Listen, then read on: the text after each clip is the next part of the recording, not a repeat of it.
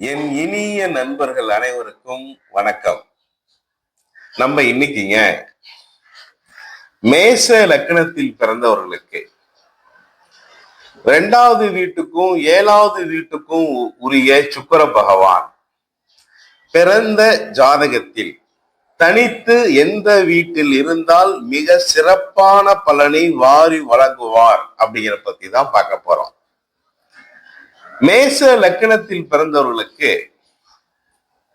சுக்கிர பகவான் 2வது வீட்டுக்கும் 7வது வீட்டுக்கும் உரியவர், மாரகாதிபதி. இந்த மாரகாதிபதி போய் எந்த வீட்டுல இருந்தாலும் அந்த வீடு பாழ்பட்டு போயிடும். அதனால இந்த சுக்கிர பகவான் எந்த இடத்துல இருந்தால் நல்லதை செய்வார் அப்படிங்கிற பத்தி தான் நம்ம இன்னைக்கு பார்க்க போறோம். சுக்கிர பகவான் அப்படின்னு சொன்ன உடனே நமக்கு ஒரு நிம்மதி வருது பாருங்க, ஒரு சந்தோஷம் வரும், ஒரு நிம்மதி வரும். இந்த சுக்கிர பகவான் தான் சந்தோஷத்தை கொடுக்கக்கூடியவர். நம்ம எதுக்கு படிக்கிறோம்? சந்தோஷமாக வாழ வேண்டும், நல்ல வேலை கிடைக்கணும், சந்தோஷமாக வாழ வேண்டும், நிம்மதியாக வாழ வேண்டும். இது சுக்கிரன் கையில தான் இருக்குதுங்க. சுக்கிர பகவானுக்கு நிறைய பதவிகள் வாரி வழங்கி வச்சிருக்காங்க நம்ம முதியோர்கள். அது பூராமே ரொம்ப முக்கியமான பதவிகள். இசை கேட்டிருக்கீங்களா? அப்படியே நிம்மதியா இருக்கும், அப்படியே சுகமா இருக்கும். இசைய கேட்க கேட்க அவ்வளவு இனிமையாக இருக்கும், அது வாயில சொல்லவே முடியாது. இசைத்துறையில ஒருத்தர் நல்ல நிலையில வரணும் அப்படின்னா பிறந்த ஜாதகத்தில் சுக்கிர பகவான் நல்ல நிலையில் இருக்க வேண்டும். சங்கீதம் சுக்கிரனுடைய பதவி. சங்கீதத்தில் ஒருத்தர் வல்லன்மையாக இருக்கிறார், அசைக்க முடியாம இருக்கிறார் அப்படின்னா சுக்கிர பகவான் அவருடைய ஜாதகத்தில் நல்ல நிலையில இருக்குது அப்படின்னு அர்த்தம். பாடகர் நல்லா பாடணும், குரல் வளம் நல்லா இருக்கணும் அப்படின்னா இந்த சுக்கிர பகவான் தான் காரணம். ஒருத்தருக்கு நல்லா பாடுறாரு, குரல் வளம் அட்டகாசமா இருக்கு அப்படின்னா சுக்கிர பகவான் அவருடைய ஜாதகத்துல நல்ல நிலையில இருக்கார் அப்படின்னு அர்த்தம். நடிகர் நடிகர் பதவியும் சுக்கிரனுக்கு உண்டான பதவி தான்.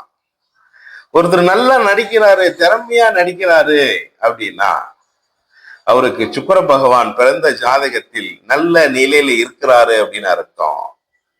அழகான மனைவி பாருங்க, சுக்கிரனுடைய பதவிகள் என்னென்ன இருக்குன்னு பாருங்க. அழகான மனைவியை அமைத்து தரக்கூடியவர் சுக்கிரன். ஆடம்பரமான வாழ்க்கையை அமைத்து தரக்கூடியவர் சுக்கிரன்.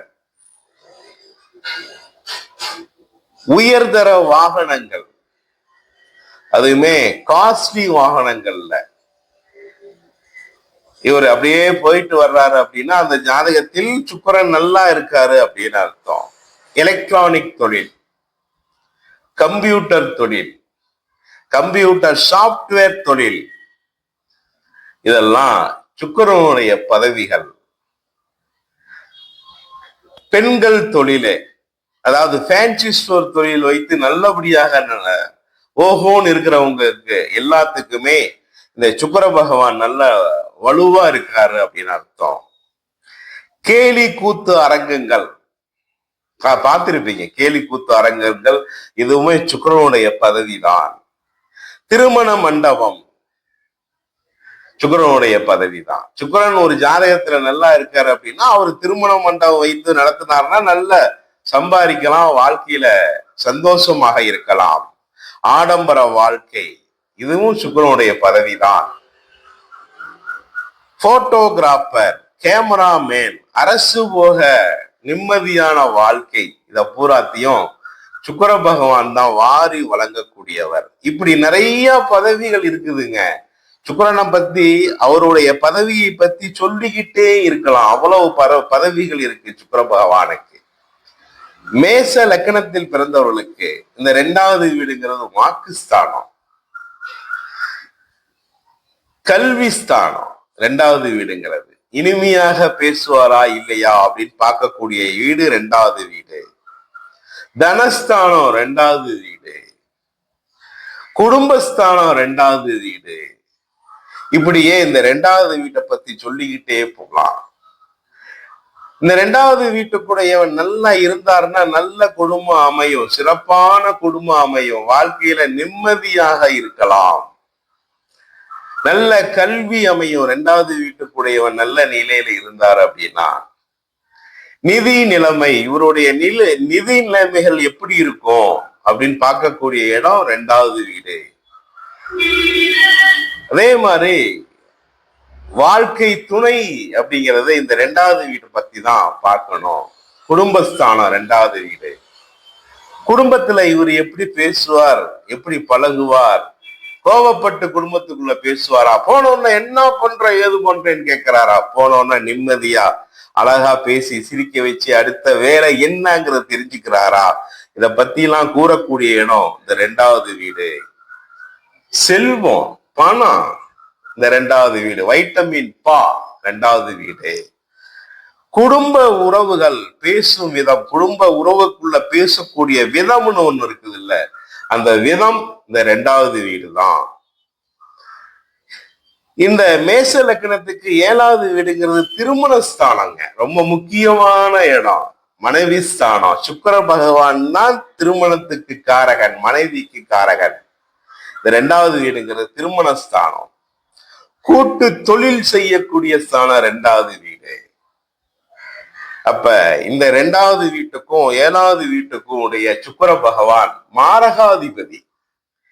இந்த மாரகாதிபதி போய் எந்த இடத்துல அமர்ந்தாலும் அந்த வீட்டுல பிரச்சனைகள் ஆகி போயிடும். நான்காவது வீட்டுல போய் மாரகாதிபதி அமர்ந்தாருன்னா நாலாவது வீடு பிரச்சனை மேச லக்னத்தில் பிறந்தவர்களுக்கு. ஐந்தாவது வீட்டுல போய் சுக்கிர பகவான் அமர்ந்தாருன்னா ஐந்தாவது வீட்லயும் பிரச்சனை. இப்படியே எல்லா வீட்லயும் சுக்கிர பகவான் பிரச்சனையை ஏற்படுத்தி விடுவார். இந்த மேச லக்னத்தில் பிறந்தவர்களுக்கு மாரகாதிபதி சுக்கிரன், அதனால அவர் பலம் இழந்துதான் இருக்கணும், அதுதான் முக்கியம். பலம் ஜாஸ்தியாக இருந்தால் ஏகப்பட்ட தேவையில்லாத பிரச்சனையை கொடுத்து வாழ்க்கையில பல சின்ன பின்னங்களை ஏற்படுத்தி கொடுத்து விடுவார் சுக்கிர பகவான்.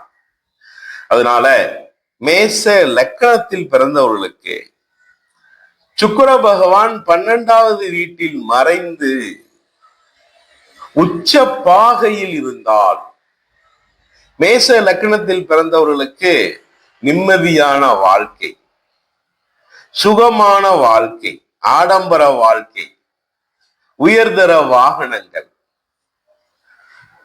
சுகம், நிம்மதி, அழகான வீடு, அழகான மனைவி, இதையெல்லாம் சுக்கிர பகவான் வாரி வழங்கி விடுவார்.